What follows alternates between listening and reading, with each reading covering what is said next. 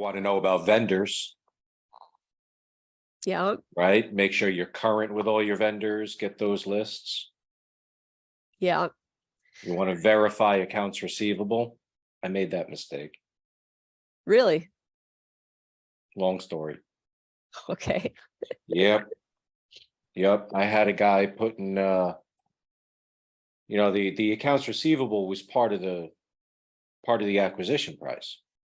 And as is customary with a service-based business, right? I mean, I think I paid something like 3 times net plus receivables. And he had actually booked, he had gone out, I'm talking construction, right? He had gone out and done about $300,000 worth of estimates, Yeah. had no signed contracts. He booked it as accounts receivable. And I bought that. Wow. That's called fraud. Sure is. Yeah.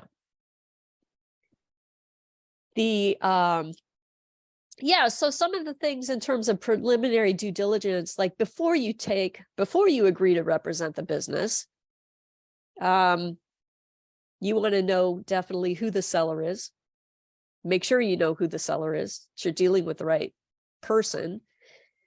I remember a story that I was told about a broker who sold a cigarette shop. And it turned out that the owner of the cigarette shop was out of the country and came back 3 months later to find out that the employee he had left in charge of the shop had sold it while he was gone. Obviously not a good deal for the broker, right? I mean, you got to know who you're dealing with. You got to know that you're dealing with the right seller. So where do you find that information? I mean, sometimes it's just a sole proprietor.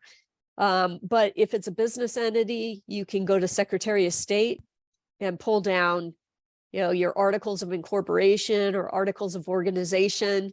And also the most recent statement of information, because that's going to have your directors. For an LLC, it'll have your managers and potentially some of the members.